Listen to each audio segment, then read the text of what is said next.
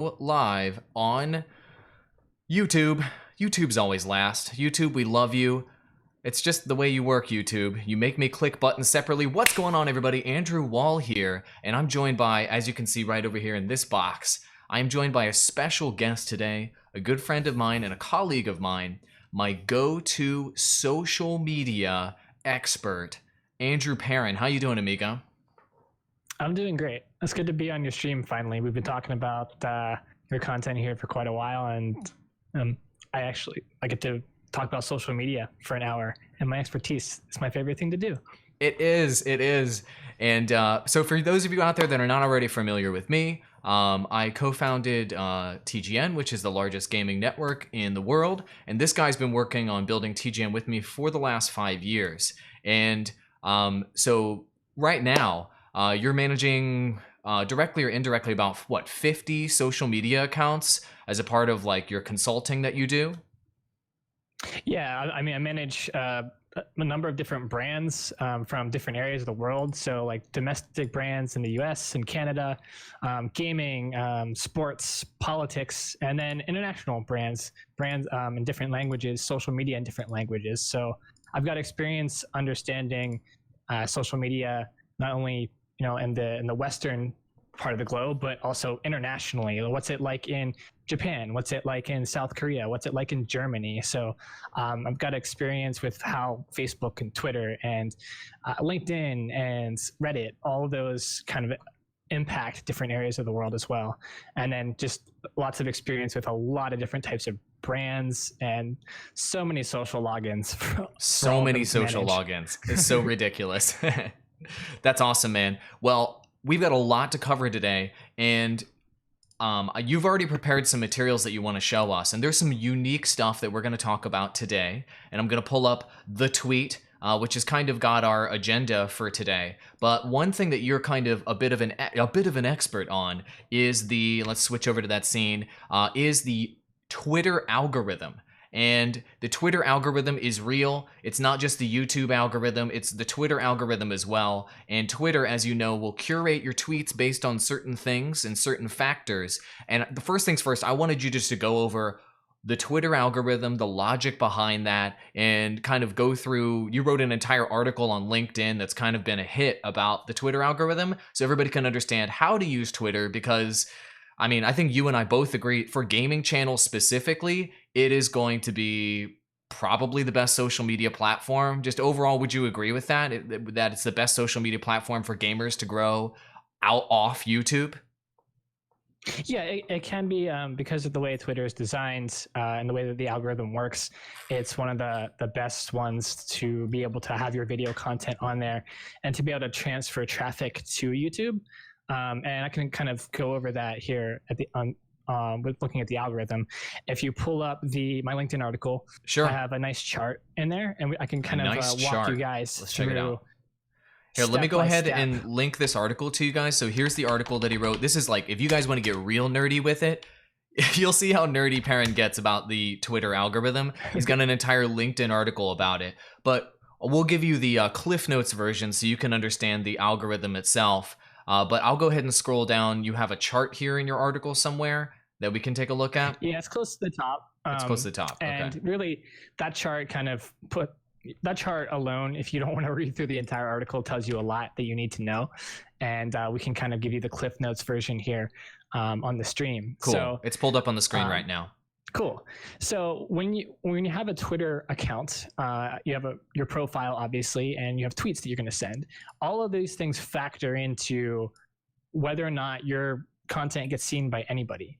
And so if you look at the beginning of that chart, there's a content quality scoring section. Yeah. And this is all analysis of the Twitter algorithm, by the way, of other users studying it. It hasn't been relayed by Twitter itself too much on how it actually works, but this is just based over, trial and error and testing over time. The content quality scoring basically says, whenever you have content and you send a tweet, this is the first check it goes through. Do you have a credible profile? Which basically just means, do you have an avatar?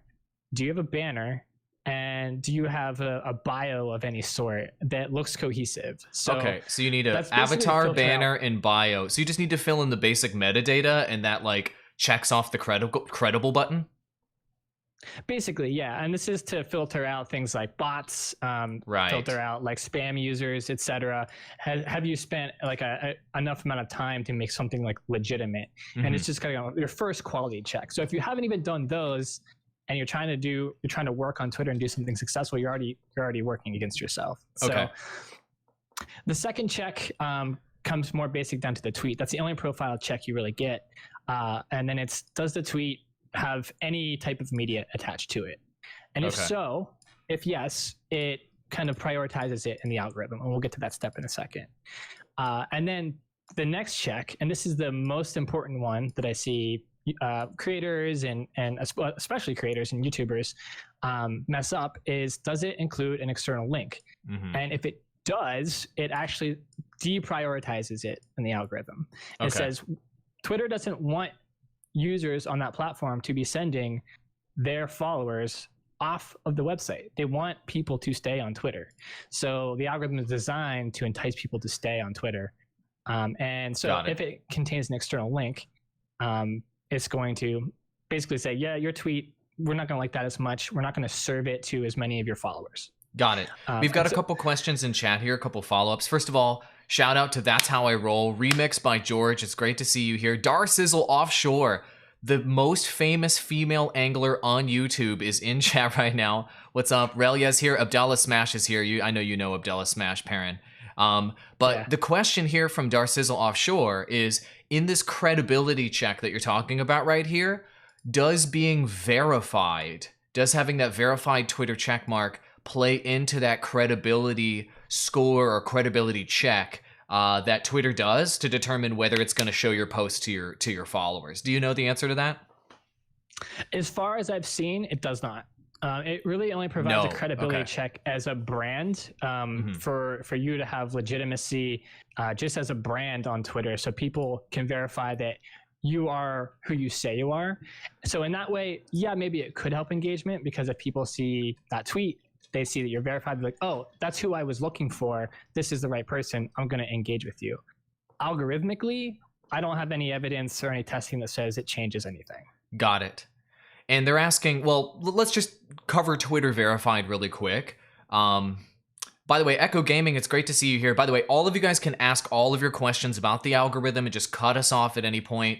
We're happy to nerd out and dive deeper on a topic at any point. But on the subject of verified, everybody cares a lot about being verified.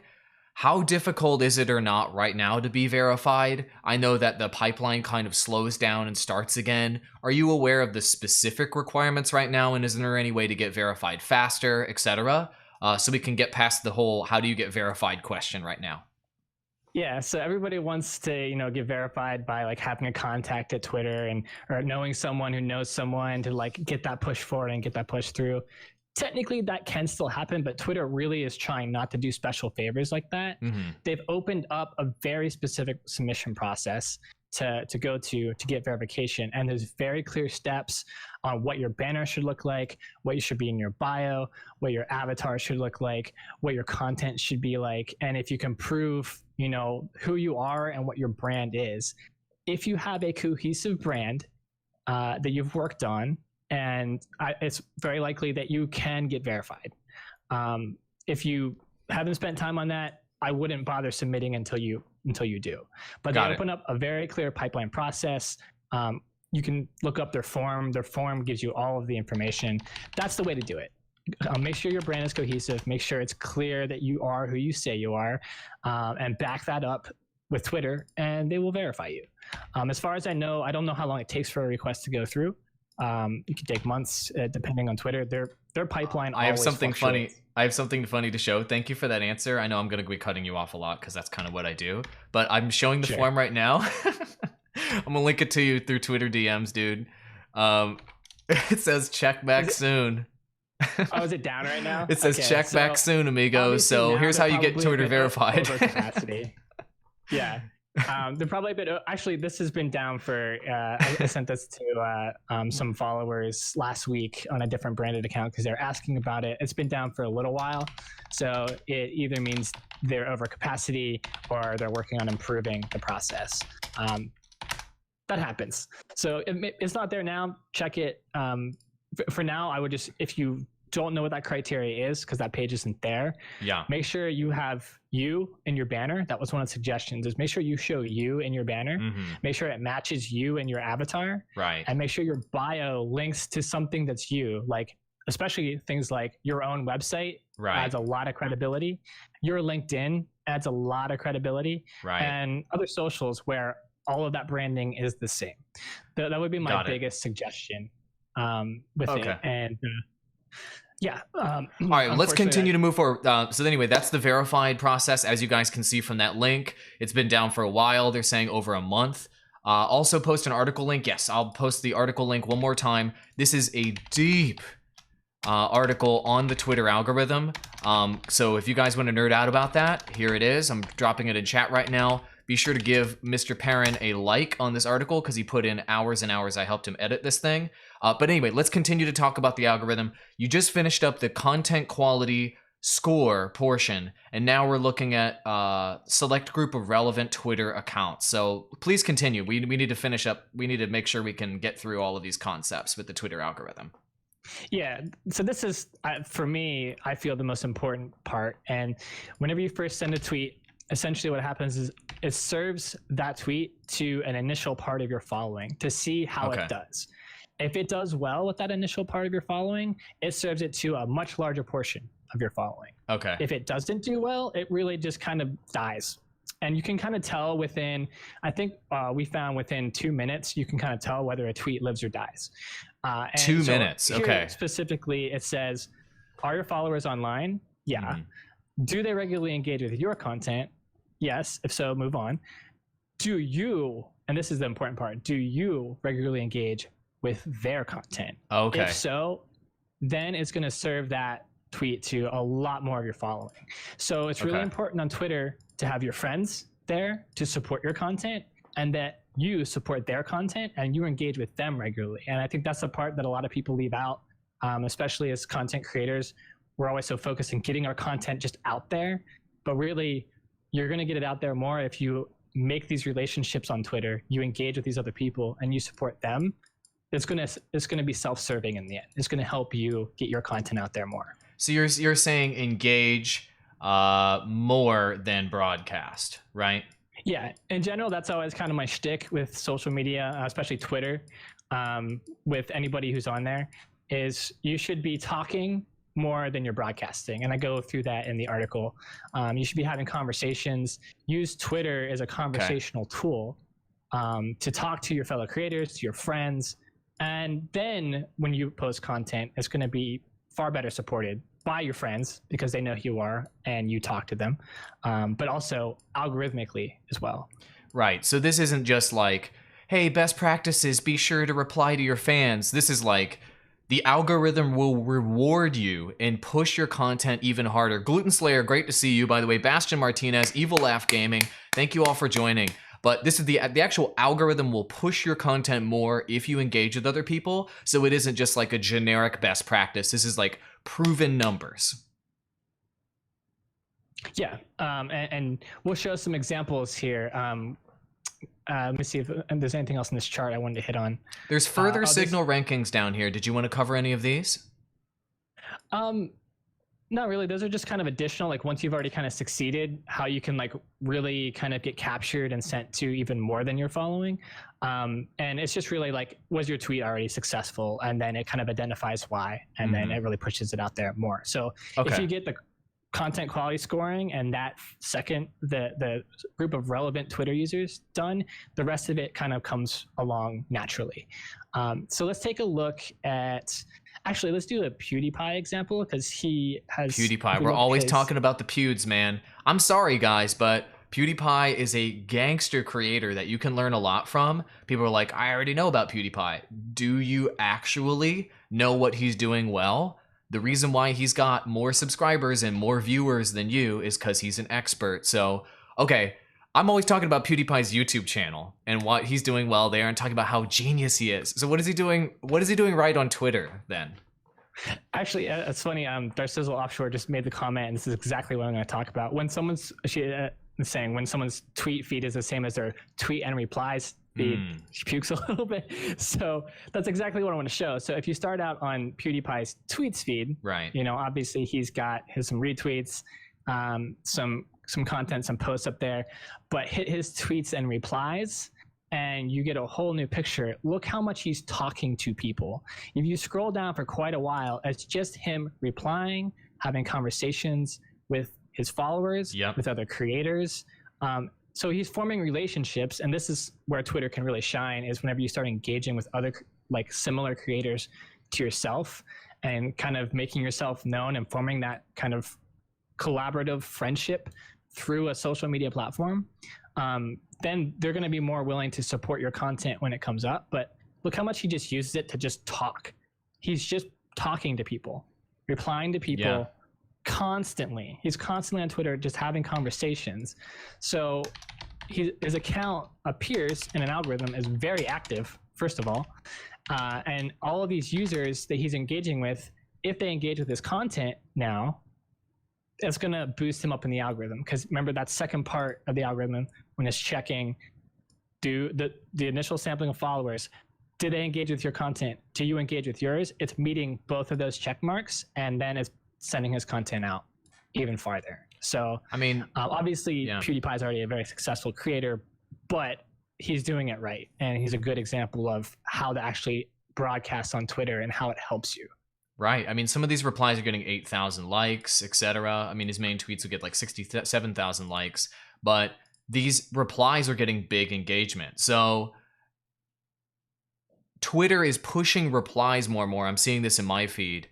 I'm seeing a lot of suggestions from what my, people you follow are replying to things, and then their replies will show up in my feed. What they liked will show up in my feed, often more than their core tweets. Depending on how engaging their replies are. So is this a really viable strategy then? Like, is it possible to just go engagement crazy with everybody in your space and really have a lot of conversations with them to grow your account as like your primary strategy, to maybe have a very limited number of posts per day, but then every opportunity you have, just talk with people in your space?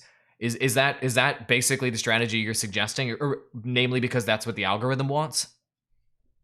Yeah, I mean, I think you should look at Twitter as a tool to form relationships with, like-minded creators or YouTubers that you know well, or with your friends who may or may not support your content. If you kind of look at Twitter face first as that, and then secondary as kind of a content promotional avenue or something to get your content out there, you're going to be treating the algorithm much more positively, and that's what the algorithm is designed for. It's a social media platform. You need to be social on it for it to work, and you need to make friends and make connections on there. And this is a great example. There's accounts with hundreds of thousands of followers. When they post a tweet, it gets like 1 or 2 likes. Whereas you've got an account with 100 followers can post something that gets a lot more engagement, is because that account with 100 followers is just focused on using Twitter to talk to their friends. Right. And that's what the Twitter algorithm was designed to support. So in the beginning, to kind of bring this back, we talked about Twitter as being one of maybe the best promotional tools for your channel, but now we're saying promoting your content on there just straight up isn't going to work so well. You got to talk all the time. It's still great because when you post video content on Twitter, and if you natively upload this to Twitter Media Studio, you can provide like a sample of your content, maybe from YouTube, and you can put a link in that video. So you're not putting a link in the tweet. So you're not hurting the algorithm.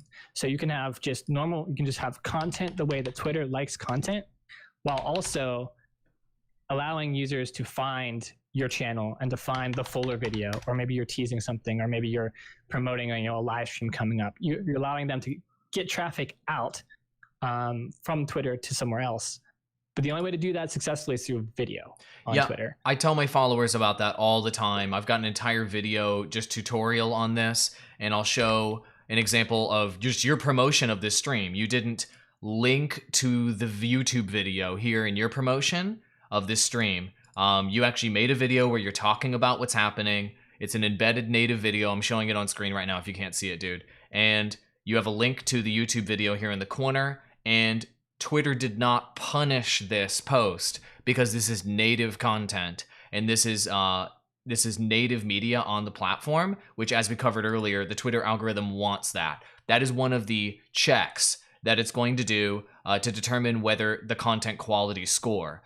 So this is one of the things. Remember yesterday, everybody, I told you all of the barriers that you have to go through to reach your own followers on YouTube, and all the barriers that you have to cross to reach viewers on that platform. Twitter has similar barriers. And one of those barriers is making sure that you have native content and making sure that you, as much as possible, do not include external links. And this is one of the reasons why I get on all of your cases about this. And Astral, feel free, or Andrew, rather, feel free to let me know what you think. But people that have auto posting set up with YouTube, where just auto spams links from your YouTube channel of things you liked and things you posted, etc., that goes counter to what the Twitter algorithm wants, and you're doing everything you can to piss off Twitter's algorithm. That's the way I see it. Do you see it otherwise, or what do you think about auto posting from another platform?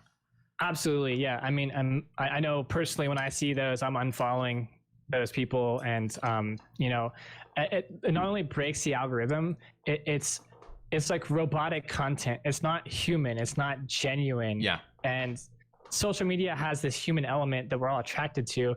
No one wants an automated spam message to come up. It's just like an advertisement. Like, no one wants to actually watch an ad. And so if you're basically getting advertisements from a creator or from a robot, that's not human or genuine at all. So not only is it against the algorithm, it's just against human nature and why we like social media. So I think that practice is one of the most damaging things you can do to your Twitter account, and also to just your brand in general. It means I don't really care about Twitter or any of you who want to follow me here. I really just want you to come to my channel, which just makes you look selfish, and people aren't going to want to support you if you're just looking like you're trying to serve yourself. You need to give them something, give them some value if you're going to be on that platform. If all you're going to do is auto post, I wouldn't even be on Twitter then. Makes sense. Let's get a question here from the audience, and then we're going to need to move on to the next item in our agenda, which will be, is Facebook gaming worth your time? Because we need to talk about Facebook, and we also need to talk about advertising here on the stream. We want to make sure we hit all of these topics today. How you can best spend advertising money. Is Facebook, is there an opportunity there? But really quick, while we're on the subject of Twitter, let's talk about this question from Relia, where he asked, I'm pulling it up right now in my DMs. He asked, people like Gary Vee say you should post 4 to 8 times per day on Instagram and Twitter, mainly because the algorithm doesn't show your content to all of your followers, and it protects you from fatiguing your audience.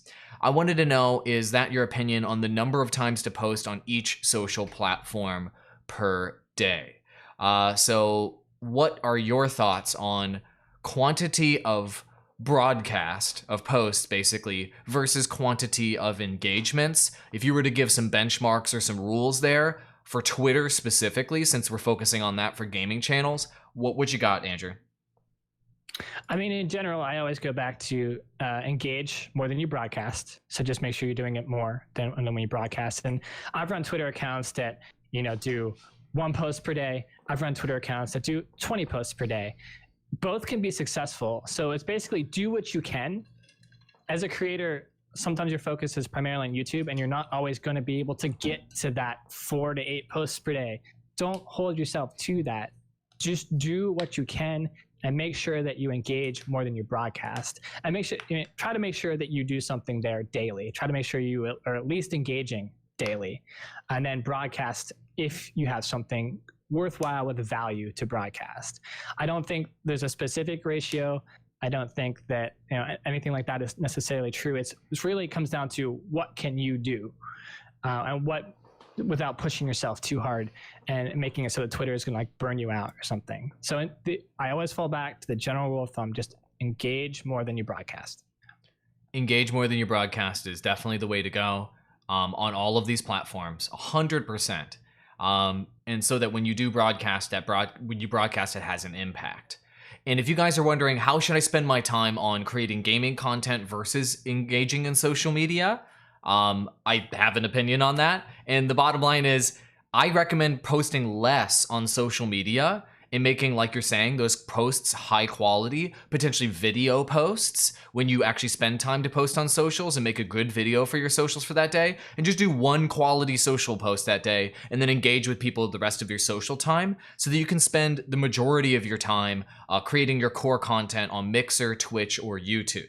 So that's the way I like to see people balance their time. A lot of people end up spending 3, 4, 5 hours a day just posting on socials, constantly staying up on trends, constantly engaging, and that's great. But is that really supporting your core business? Is that really generating the results that you need for your time spent? I think your time would be better spent doing one super high quality video or live post on Twitter or one of these avenues and engaging with the rest of your time, rather than doing 6 to 8 daily posts here and spending 3 to 4 to 5 hours per day just grinding out on socials to build audience. That's my opinion. What do you think, Perrin? Yeah, that grind is not going to get you anywhere faster. Twitter as a platform itself is really not growing that fast with the user base. No. So for you to be like heavily engaging and really trying to go on Twitter, you're not gonna get much for your effort. You will get a lot for your effort if, like you're saying, you put a lot of time and effort into a single post, such as going to Twitter Media Studio, uploading a video, having a custom thumbnail. You can actually pick video categories in that system, and I don't have the verdict out on like whether those categories mean anything yet, but they're there, and you may as well use the feature because Twitter has it for you. Add a call to action, add the watch now button in there. Create really engaging copy. Use emojis, and carefully think of your emojis that you're going to use. Emojis generally create a more positive association with your content when it's consumed. So select fun ones. I'm showing really my ridiculous tweet right now to promote the stream. I've done A versus B tests, guys. I know that I have way too many emojis in my tweets, I know, but I've done A versus B tests, and I'm sorry, you guys engage with my tweets more when I put more emojis in there, and I actually spend quality time picking the right emojis. Like, it works. It does. And I don't have numbers for necessarily increased engagement or anything like that, but I do know, statistically speaking, it does create a more positive association with your content. And this has been found through studies too, with even like text messaging. If you're text messaging your friends and you use emojis, they're going to take it more positively than if you just give them kind of like a dry, no emoji, no punctuation message, right? So emoji analysis is a whole thing my team and I used to joke about, but it's a real thing and it has a real impact. So the longer you spend coming up with good ones that match your content and what you're saying, the better content you're going to have. And so don't try to grind out on Twitter growing, really, really fast. You can just have 100 followers. Your followers don't matter. It's how good your content is on that platform that matters. Got it. Great.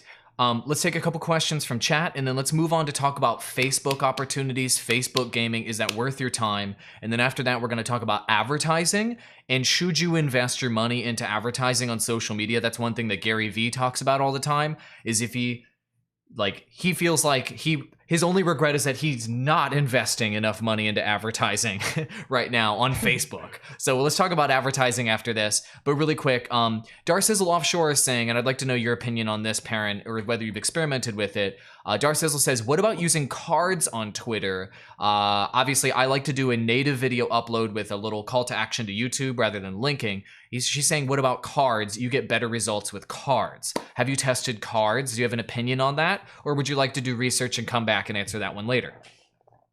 I do have some on. I don't know specifically. I haven't found evidence in the algorithm where it's positively or negatively changed. Like, it definitely doesn't associate it in that part where is there a link. Cards are Twitter's way of incorporating a link, so they don't. As far as I know, they don't kind of downgrade you in the algorithm. Mm-hmm. My experience with cards has been through mostly Twitter advertising and conversion campaigns or lead conversion campaigns. Hey gamers and creators, it's when you're trying to send traffic to this link and convert them for a sale or have them take a specific action.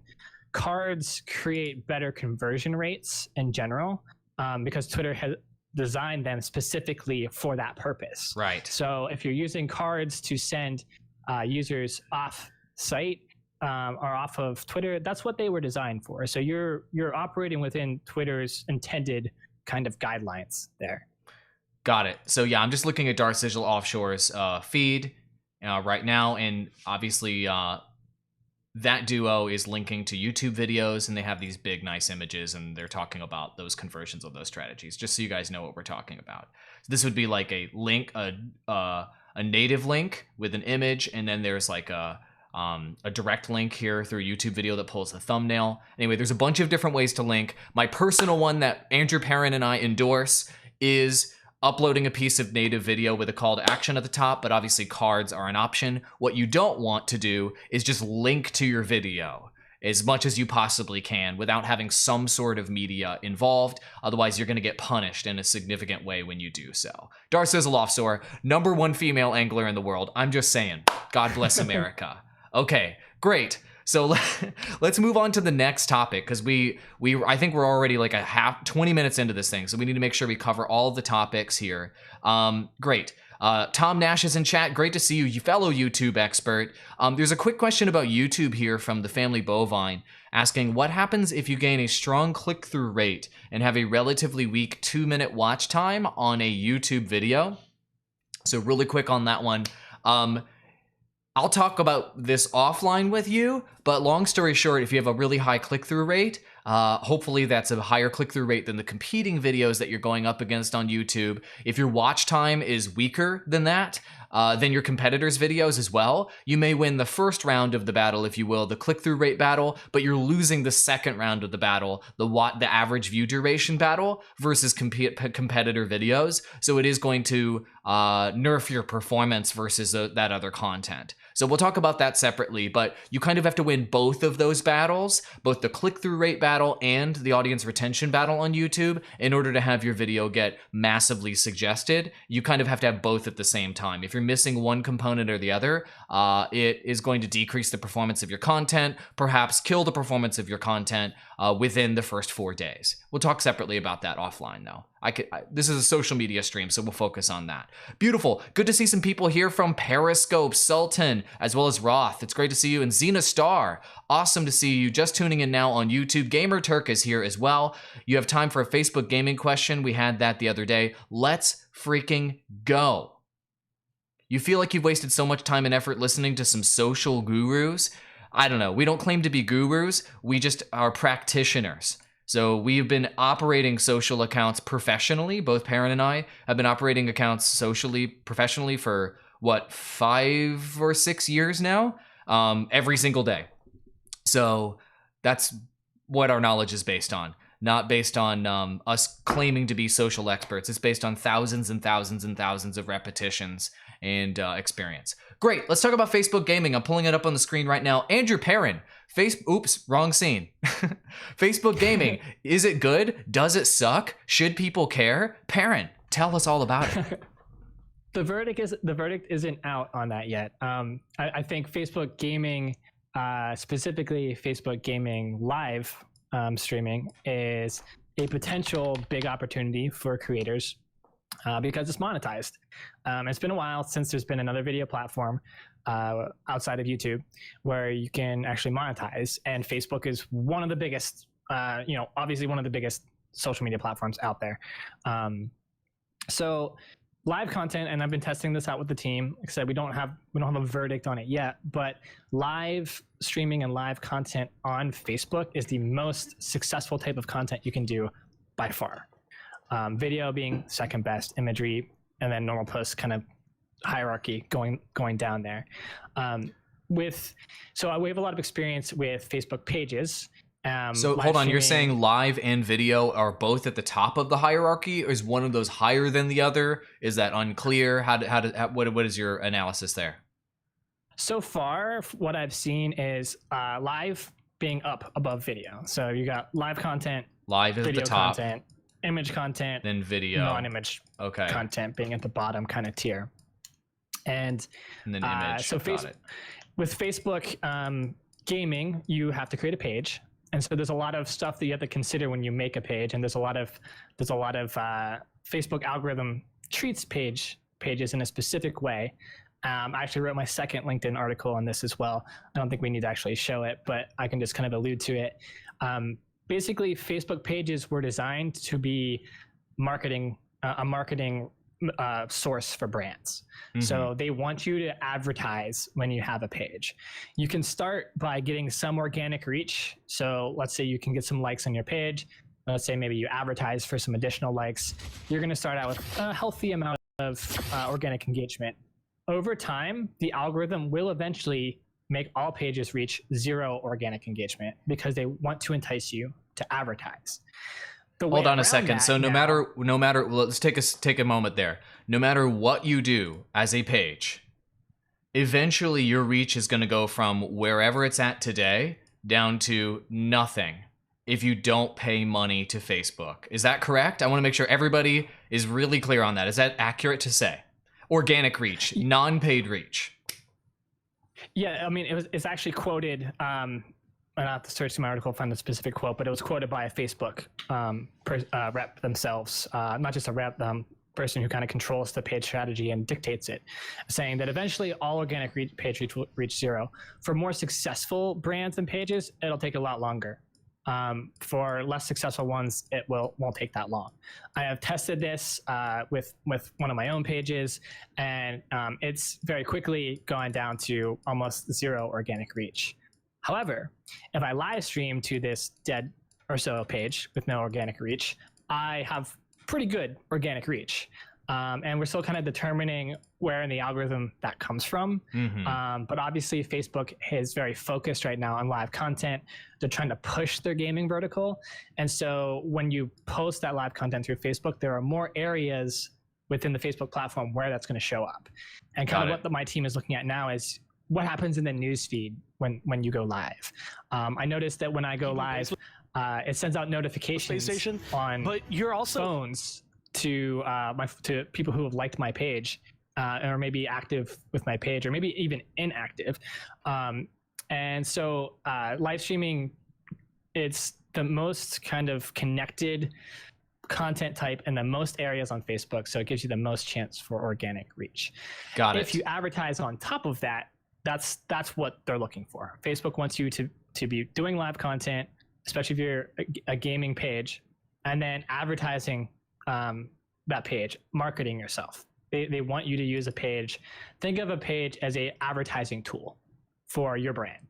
And if you approach it with that perspective, that's how that fits right in line with how Facebook has designed their algorithm for pages. Got it. Let's take a couple questions from chat in terms of Facebook gaming. Aurelia is asking, is Facebook gaming for live streaming or posting videos? This is something that a lot of people are confused about. So, Perrin? It's for live streaming. It's their iteration of YouTube gaming. It's their iteration of Twitch. And it's relatively new. So there's this, we kind of call it the Wild West with my team with Facebook right now. The verdict isn't really out on like how much money you can make or how much viewership or how successful this part of Facebook is going to be. But it's worthwhile to kind of put yourself in there while the getting is good, right, to see where it ends up. Because it might blow up, it might not. There might be a great opportunity to make money, there might not. I think as creators, you should be trying it because it's a potential additional revenue stream for you. Yeah. And that doesn't come around very often. It's very rare. It's actually really rare. I haven't seen a new one for quite outside of like Patreon coming into the picture for quite many years. So like, I think every creator should be looking at Facebook and testing it with a relative amount of time investment. I'm not going all in on it, but like plant some seeds that can grow there because it could be something very valuable. Sorry. I clicked a video on Facebook. Right. So the question here then, thank you for that answer. The question here then, there's another follow-up question. So basically in order to grow on Facebook, you have to have a full wallet is the kind of assertion / question-ish here from Hybrid Steel. Do you agree or disagree with that? Because just a moment ago, you told me that if you're on Facebook gaming, you can punch through the algorithm if you go live right now. So that's true right now. Do you anticipate that in the future, if Facebook gaming becomes popular, that they will make you pay to reach your own viewers in the future, and you won't be able to get that live punch to get audience in the future? What are your thoughts on that? You know, I could see them actually not doing that for once, just because if they want to truly push the success of their gaming side, they can't be taking money from all these creators, and they've got to know that to some degree. In general, they need their creators to be making money off of this part of their platform so that they can get word of mouth to other creators, so that they can get higher adoption rates and get higher viewership on it as a whole. So I really think, and Facebook there's a lot of intelligent people with Facebook, obviously. You know, I hope that they make that decision. I hope that they make the decision to make sure that the creators are getting more money back into their pockets than what they're spending. Right. In terms of having a full wallet for this, not at all. So you don't really, to advertise on Facebook. Facebook's advertising platform is one of the most cost-efficient advertising platforms I've ever seen in my experience as a marketer and advertiser. And for me personally, I allot maybe $20 a month to spend on my page, and I get a lot out of that. I get a lot of good results out of that. That can take my videos regularly from 100 views to 1,000 with just $1 or $2, and this isn't even considering how Instagram is being combined into Facebook too. And that's getting more and more seamless every day. So you don't need to have a big pocketbook. You don't need to have a big wallet to be an advertiser on Facebook. Set aside $10 a month. Invest the money that you're making as a business person with your brand on YouTube back into your brand through Facebook advertising. Target new audiences. Find new eyeballs for your content, and it's going to just create. You're going to be able to grow much more quickly if you're kind of investing back into it. And it's not a high dollar figure. Like I said, I make sure I never dedicate it more than $50 a month personally to my own Twitter and Facebook account, and I get great results off of doing it. I'm pretty good at coming up with very efficient ads, though. I've been doing it for a while, but it's not hard. It's not hard to do. You just have to. You can learn how to target interest sets in Facebook advertising, and if anyone's ever interested in that or learning that stuff, that's kind of what, as a consultant, what I'm teaching and what I'm executing. So talk to me on LinkedIn or Twitter, and I'm happy to go into more on that. Okay, let me go ahead and link your LinkedIn here in chat for everybody in case they're interested in catching up with you and they have more questions about social media advertising. So here's Andrew Perrin. That's my guest here on the stream. If you guys are just joining, it's Andrew Perrin's LinkedIn. Feel free to connect with him there. He's also got articles on social media strategy you can read on his LinkedIn. So that'd be something that if you guys want to get really nerdy with it. We just dove into advertising a little bit. Let's answer a few questions before we go all the way into advertising. So here's a question from Xena Star asking, I still haven't created a Facebook page for my gaming channel. Is it important to have that? I'm still trying to figure out how to do it. So let's just assume that, let's handle Xena Star. They're chatting from YouTube, so obviously they're a YouTuber. But let's just handle them as a Twitch /Mixer /YouTube creator. It doesn't kind of matter which of those three platforms they're creating gaming content on. Is Facebook relevant to them if they're on either of those three off Facebook platforms? And if so, how would you recommend that they get started? If you do recommend that people hop on Facebook and spend time on Facebook. I do think Facebook is relevant. I think in terms of creators, one of the goals should be getting your content in front of as many people as possible, reaching as many people as possible. That's the challenge, right? Punching through, and relying just on a YouTube algorithm to do that. You're not playing all the cards that you could potentially play to grow. I think Facebook gaming, I think you should make a page. I think you should try out this kind of new Wild West frontier of gaming on Facebook, where there's potential monetization for you, there's potential additional revenue stream for you. Anytime that comes up, jump on that. And it's kind of easy because you can just restream. Just do what you're doing now. Right. Use tools like Restream.io, take your content and send it to both places at the same time. Right. and then you can kind of cross over the audiences like you do here with your streams and chat. Yeah. And you can kind of then your content, you're not focused on one platform and trying to make it on one platform. I'm restreaming right now. I'm showing everybody. I'm restreaming to Twitch, Periscope, Mixer, Facebook, and YouTube all at the exact same time. So why put all your eggs in one basket is what you're saying. Like, go to all baskets if you have the technology. Yeah. Yep. And I'll link to you guys Restream if you guys are not already familiar with it. I've got a link right here for you guys. So you're saying if you are streaming, why not go to Facebook right now anyway with it's no sweat off your back to restream on that platform. So here's a Restream link for you.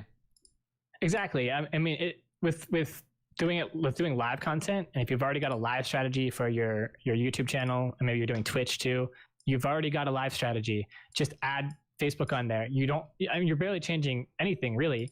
And you're planting an additional seed, which might bring you money, and you're getting your content out there in front of more people.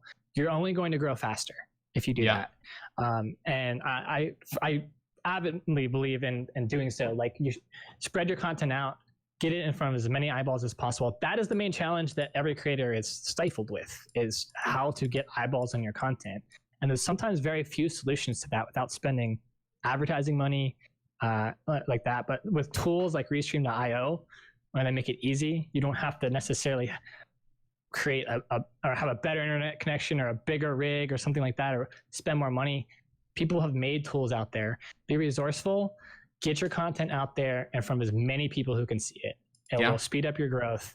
And maybe, Facebook gaming doesn't turn out to be a thing, but who knows? You might pick up followers who end up preferring to watch you on YouTube instead. You don't know. It could happen, right? Especially if you market yourself there. So you're only getting your personality, your brand in front of more people, which is never a bad thing. Got it. Well, let's keep talking about this because people have tried Facebook gaming. We've got Abdullah Smash here, is a very successful YouTuber and is pretty prolific on Twitter. I think he auto posts on Twitter. Abdullah, I'm looking at you, bro. Why are you auto posting on Twitter? Huh? Do Perrin and I need to come to your house, huh? But anyway, he put a comment here saying he's tried live streaming on Facebook gaming, and he's got a lot of fans that would be intimidated to chat because it feels like it's revealing their personal name. This is something I've heard a lot about Facebook as a platform. How does that affect viewership overall? So this is something that Facebook is a more personal platform. It's where you share pictures of your babies and your cookout and your college graduation and your new job you got and your anniversary. So now mixing that with you like throwing poggers in chat and telling people to getting aggressive and like being yourself with your boys in a gaming chat space, those two things don't necessarily align. So how do you reconcile that? Like, do you feel like that's going to be a major factor, Perrin, or is that just kind of is that a fringe concern? I think that's almost like a generational gap thing. So for millennials, we have a little bit more reservation maybe about that, having our name out there online and engaging with someone and the potential, negative ramifications of doing so. You go to Gen Z or younger generations, the teens right now, they don't care. That's not a concern for them. So the problem is that section, that age group of people aren't growing on Facebook. There's a very finite amount, and they haven't been adopting Facebook. So that's kind of where we'll see this end up is that younger viewership you're going to be able to engage with on Facebook. Whether or not it grows, I don't know. So far, it's not looking great in that area. Right. So you're going to be going for that older, that like late millennial. Then, like people our age who are like 30 something, we're freaking ancient old people. Is that more of your target audience, like the 25 plusers with Facebook gaming audience, whereas Twitch is going to be the people under 25? Is that a way to think about it? Yeah, I mean, there are a good number of, I would say like 13 to 18-year-olds on Facebook, but it's just not growing. That's the thing. But they're already a pretty decent number. In general, you're going to engage, I would say, 24 to 32 age bracket there the most. And I don't think the name thing, I don't think it's going to be too much of a barrier. You're still going to find an audience on Facebook. People still are going to engage with your content on Facebook. Yeah, sure, there are people who are reserved about that, but I would argue there are just as many people who don't care. And there are plenty of people on Facebook who don't even use their real name or hide it in some way or change it a bit, so they're not completely identifiable in the same vein. And I've found tons of different communities on Facebook where they don't even use their name. They go by like some character they like, like a Star Wars character or something. So and you go to different Facebook groups and you'll see this. So I don't think that's a barrier. I don't think that's a barrier for entry in terms of having an engaged audience. I do actually think it helps a bit in terms of trolling and negative comments and things like that, because it does reflect on their Facebook profile. It does reflect on their identity. So it could result in cleaner comment streams, but the time will tell. It's a relatively new mechanic. There's not a huge viewership right now on Facebook Live. We'll kind of see how that evolves and where that grows to. Okay, cool. Thank you for that. I don't know. I'm just making fun of Facebook by putting that it's old people here. Let's talk about advertising really quick. This is another topic that we wanted to cover, and we only have about 10 minutes left on the stream. You guys are telling me that you did not get my link to restream.io earlier. I think the link I posted was a little bit too long, and it didn't repost it to all of you guys. So I will drop a shorter link to restream.io in chat. Sorry about that. I think that there's a character limit. And if you guys didn't already get Andrew Perrin's LinkedIn, here's his LinkedIn link. That should be going through in all chats right now. And be sure to follow him and ask him questions about social media after the stream. And also, I've got a restream.io link for you guys if you're looking to, it's absolutely free to try, or like it's actually free to use. Here's my restream.io link if you guys are interested in restreaming to multiple platforms at the same time. But let's talk about what we had here in the tweet of the stream, which was advertising. Should you spend your money on advertising, and how should you spend your money on advertising is the question. So let's talk about that, where your bucks can best be spent to grow a gaming presence, and some strategies that you can use, advertising strategies that you can use, the number of dollars that you could spend, and on what platform, because people think about reinvesting into their channel. Obviously gear is one of the things that they think about first.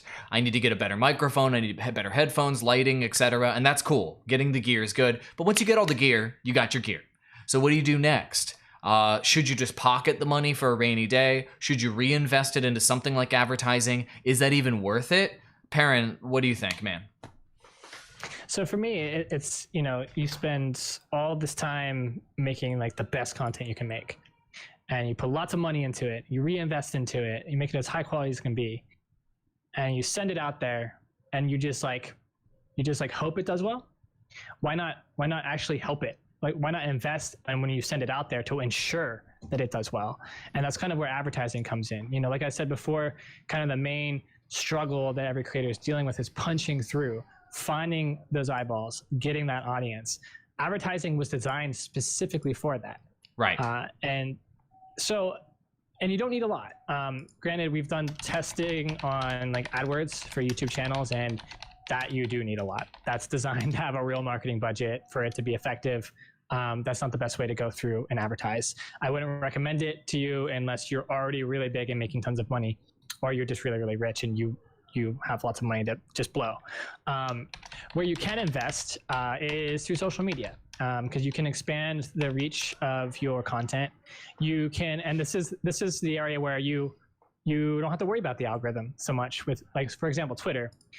You can just promote your video as an ad, make it promoted only so it doesn't appear on your feed, and spend money on it, and it links to a different platform or whatever.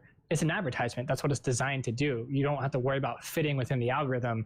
You're spending money to get the algorithm, essentially. So right. For me, I like to have 2 different campaigns running. I like to have a campaign for the general tweets on the account, the content specific tweets, not the, All right, I'm going to write this on the tweets. whiteboard so people can keep up. So this is on Twitter in particular. So Yeah, how do you talk spend about money Twitter on ads Twitter first. to be successful on Twitter? And what kind of stuff should you be spending money on? I'm putting it on the it's not a whiteboard, it's a chalkboard. I keep calling it a whiteboard. All right, hit me with it. Twitter. So for me, I like to make sure that every post, every content post that I post is at least to some degree advertised. So I normally create a single campaign that spends like maybe $10 a month, sometimes $5, and I target normally gamer specific type of content for my Twitter because it's been primarily gaming, and I promote all of my content tweets in there. Content And tweets, $10 a month. Got it. I normally will add in 1 to 2 and let them go for a while and then remove them and add in the most recent. And that way I'm sending content out and it's getting additional reach, not just for my following, but through new users as well, who a lot of time will potentially end up following or engaging with more of my content. In fact, with Twitter ads now, you can choose to target people who have engaged with your content in the past, especially through advertising. So you can kind of retarget those people and try to kind of get them into more of your content. Right. It doesn't take a lot to take your posts from, 1 like to 10 likes and 2 retweets. It doesn't take $1. That barely takes 50 cents. Most of the time I look at like 2 to 4 cents per engagement. It's 2 to 4 cheap. cents. And that's for English speaking, highly targeted engagements. You aren't like, getting people in the city of Atlantis somewhere or Russian bots. Yeah, generally I try to target areas where I know my audiences live or where I want where I want followers or engagements from. Okay. And so I generally pick gaming territories and international gaming territories. So I'll pick stuff in the EU. I'll pick the UK. I'll pick Australia. I'll pick Germany. Germany's a little bit more expensive, but there's lots of gamers there. Portugal, Brazil. Target English speakers. I'm an English speaking person, so I target English speaking gamers in some of those territories because that's where I want to grow my audience. And yeah, that's 2 to 4 cents. You can actually go cheaper than that, but you're targeting the specific areas you can target for very, very cheap engagements, but they're not worthwhile really. They're just engagements that you buy and have no other value other than that. I try to avoid those type of engagements. So content ads for $10. Are there any other type of Twitter ads you'd recommend for a gaming creator? So I do normally do a second campaign, which I just run continuously. I just turn it on 1 month and just let it run. And it spends probably about like $5 a month, and it just picks up followers. It's a follow growth campaign. Okay. I pick my best content that I've posted, maybe that month or recently, and I use that to market the other type of content that's going to appear in my feed. That's really, really important. Make sure when you build an advertisement, that's going to try to convert followers, it's content like the content you're going to post. Right. So then when they follow, they're getting what they followed for in the advertisement. You're following up with, and you're being genuine about like, this is the content I'm advertising. This is the content that's on my feed. This is what you'll get if you follow. If you're genuine with it, you can convert quite well. And even with a modest dollar amount, those followers do add up over time. And like I said, follower number isn't totally important, but these are people coming to your Twitter page, looking at more of your content, deciding to follow, and potentially engaging on more of your content. You can begin to build up more regular daily engagement per post with having an ad running like that. So those are normally the 2 very cheap campaigns I run. Sometimes I'll turn them off if I want to save some money or whatever, and sometimes if I get a nice fat paycheck, I'll put some more into it if I feel like it. Cool. So $15 a month in Twitter advertising can have an impact. It can be a way to reinvest back in your business. It's not that much money. And $10 per month to advertise your actual content itself. $5 per month in follower advertisement to grow your account, and just start from there to keep your Twitter account super active, to keep it alive, to get new followers, to get new audience, because you do need to pay a bit of money because Twitter is obviously, the vast majority of Twitter is not organic traffic. You have to pay to reach the majority of the audience on Twitter. So advertising is mandatory if you want to have a robust Twitter strategy. Yeah, and it's just a way of reaching more eyeballs. Again, instead of hoping that they find your stuff, why not you target them and get the people that you want to look at your stuff? That doesn't even make sense. More forward action in terms of like finding your audience, like actually go find them and pay to get their eyeballs to see your stuff. So, okay, so that took a while. So let's do Facebook real quick. Got it. Very Facebook similar. Is the next one. Let's clear the whiteboard.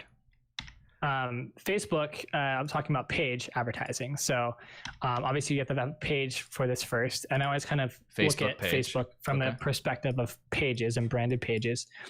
With your page, I normally have almost the exact same thing, except I'll probably have 2 different content campaigns because I normally have 2 different content types, or I want to specifically target 2 different types of content. So on my Facebook page, I target gaming. Specifically right now, I'm targeting Magic the Gathering Arena because I'm going to be playing the closed beta this weekend. So I'm promoting posts for engagements and for video views. I do video view ads for my video content, specifically targeting Magic the Gathering users in nations where I researched, spent time, and figured out where people that like that game, where they live. Right. So you're basically doing like a post boost essentially feature through the Facebook ad manager. Yeah, I normally avoid like the direct boost this post button on the post itself. I know, that's why I asked, because a lot of people want to hit the boost button. Yeah, that's a little bit more robust now. You can do that if you can build an audience through that feature. In the past, it was a way to make you spend more money and get less results through advertising. It's actually pretty legitimate now. But I go through Facebook Business Manager, and I set up my ad account there, and I manually set up my campaigns. So I create a new campaign. I said, what's your goal? Video views, engagements, page likes. I do video views. I set up my geographical targeting, the demographics, the interest sets, how much I'm willing to pay per impression. Normally, I don't normally pay per view. I normally pay per impression on those. And every time I have a new post, I will just add it to this campaign.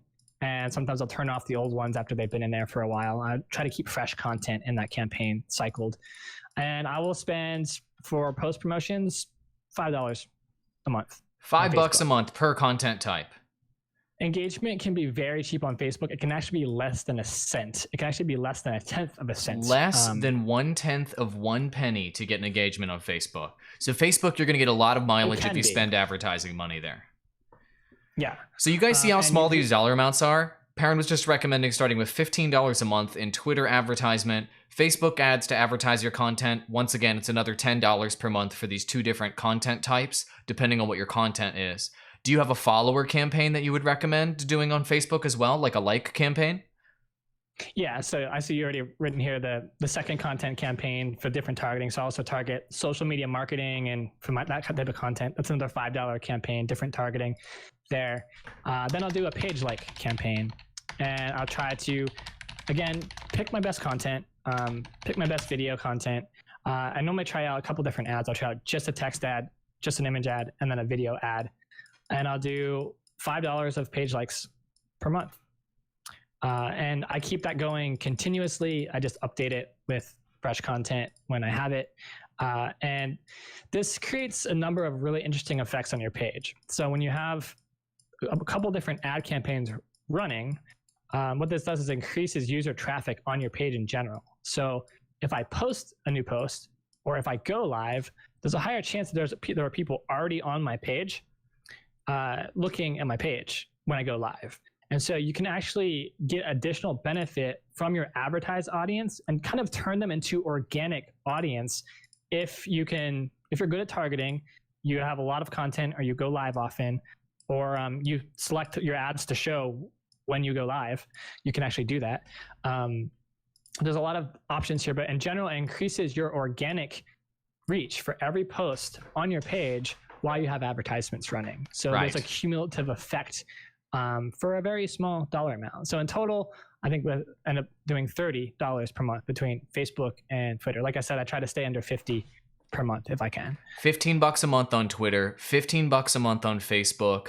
Generally speaking, spend $10 advertising your content per month, $5 growing your likes. It's a great place to start building your audience, to acquire new viewership, new eyeballs, and look at diversifying your audience beyond Mixer, Twitch, and YouTube. Twitter and Facebook in particular significantly reward advertisement spend, especially Facebook, right? It's the most cost-effective platform in the world for spending advertising money. Is that fair to say? In my experience, that's been true. So, it's the only platform I've been able to pay like 2,000th of a cent for a video view. It's the only platform I've been able to pay like 0.0002 cents for an engagement. Like it gets exceedingly cheap. If you know what you're doing and you know where to target and things like that, obviously you've got to have some experience in there to be able to get those rates. But, right. And that doesn't mean that they're always, just like nothing burger likes, nothing like completely valueless likes that you just paid for a like that's just a like and that's all you get. Yes. You'll get these engagements. You'll get comments on your posts. You'll get true engagements by actual users. Yeah, there is a sect of Facebook where there are pages and accounts that all they do is like stuff. That does exist, and that is a problem. And Facebook is, I don't know, whether or not they're dealing with that, I don't know. That does exist out there. But the ability to buy true engagement does exist. It is achievable. And the pages, Facebook loves it when you do this, and your page loves it when you do this, is when you advertise effectively, consistently over time, and you have good content, your page will become successful. That's what it was designed to do. That's what Facebook wants you to do with it. And they're not asking for a huge dollar amount. They just want you to use that tool because that's the way pages were intended to be used. Understood. Here's a great question, and maybe we'll end on this question. It is a really critical question for gamers. Relia is asking, I may have missed it, but is it a good idea to advertise on Facebook for your YouTube page or your videos? So driving traffic from Facebook to YouTube, or Facebook to Twitch, or Facebook to Mixer, etc. So this has kind of evolved over time. Facebook really doesn't like YouTube. Hates, I think would be an accurate statement. Hates. Yeah, obviously they're actively trying to do what YouTube is doing, and they see themselves as a direct competitor to YouTube. So anytime you have a YouTube link in your post, it's not ideal. It actually goes against the algorithm for organic reach, first of all. And if you try to natively embed a YouTube video into a Facebook post, no. Those won't go anywhere. Those are like the lowest of the low on their algorithm. So they also removed call to action links in their videos. You can no longer add a YouTube link in your video to your YouTube channel. Despite that, if you go live and you multi-stream to these different avenues, it's still a very good way to drive awareness to your channel because you're live on your channel too, and you can talk about the fact that you're live on that channel in your live stream where people can engage with you in a live way. You can still market your channel extremely well. My recommendation would be, if you don't do live content, I would not promote your YouTube videos directly.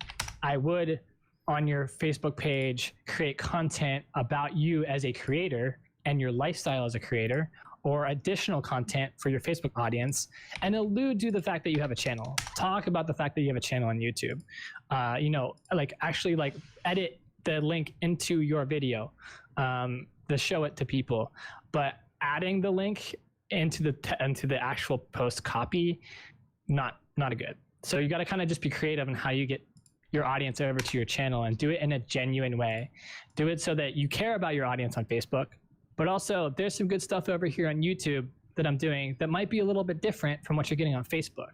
Maybe if you go over there, you can get this extra thing, maybe you can get extra content that you're not getting here on Facebook, and vice versa. You should do that with, there you go. with Facebook too. Well, YouTube audience on Facebook, I'm doing a couple different things. There's a good reason to be there too, because you might be missing out this extra content that I'm doing over there. Got it. All right, guys. If you're not already following him on LinkedIn, go ahead and follow him. Unfortunately, it's not letting me link to your LinkedIn. Like, YouTube is refusing to let LinkedIn links go through. I think this is a recent change. It is blocking all links to LinkedIn right now. I'm actively... It's okay. It's in the description of our live stream. There is. It's in the... Yeah, so if you guys just go to the video description, he has it in there. And Andrew Perrin, right here on LinkedIn, at Ashral on LinkedIn. This is his handle on LinkedIn. I'm going to post it in chat right now, at Ashral. There you go. That's his handle on LinkedIn. Follow him on LinkedIn. He's got multiple articles here on LinkedIn. If you scroll down, he's got an article here on the Facebook algorithm. That's really, really interesting. He's also got one on the Twitter algorithm, which is super interesting, that we talked about today. Andrew Perrin is the guy. He was my guest. Thank you very much for joining me, Andrew. This was I thought this was a great conversation. And if you guys want Perrin to come back, let me know in the comments, let me know in chat, let Perrin know, and we can come back and do more social media strategy. But this was actually a really, really nice live stream because I didn't have to do the majority of the talking. Oh, I see how it is. You dropped all the knowledge bombs. So this is the guy, Andrew Perrin. Follow him on LinkedIn. He is my personal go-to person for social media strategy. So he is a very legitimate source of information and advice. Hit him up. He can help you with your strategy. Drop your questions to him. Andrew Perrin is the man. Link in the description below to Andrew Perrin. Thank you for joining me, guys, and thank you everybody for watching. This was the second most, actually it was a combination of my top 2 most requested subjects for live stream content and video content was gaming strategy plus social media. So we combined those 2 things. If you guys want Perrin to come back, let us know what subjects social media wise you want us to cover in the future, and I'm happy to have him back here on the stream. Thank you very much, Perrin. Anything else that you want to say to the audience before we head out? No, that's it. This was great. I had a lot of fun. I love talking about social media. So like Andrew said, if you guys have questions, feel free to talk to me on LinkedIn. I hope I can answer questions, and I'll be happy to give you guys a little bit more insight on what I do, or talk about a little bit more detailed stuff. Like I said, I'd love to talk about social media. So I'd love to do one of these again. Thanks everyone for attending. Andrew, thanks for having me on. It was a blast. Awesome. All right, we're going to sign out. See you guys tomorrow, 10 a.m. Central Standard Time. Be sure to spend money on advertising. Test Facebook gaming. Do all the things we just told you. Why? Because we know what the hell we're talking about. That's why. Do the freaking things, man. Post native media on Twitter. Do it. Test Facebook gaming with Restream.io. Do it. Spend $15 per month on Twitter advertising and Facebook advertising. What do you have to lose? Virtually nothing. You have everything to gain. That's what you have. All right, guys. See you in the next one. Gonna end the broadcast here. Adios, amigos. Keep making great content. And don't forget about your socials. Seriously, you can have big success on these platforms. Bye.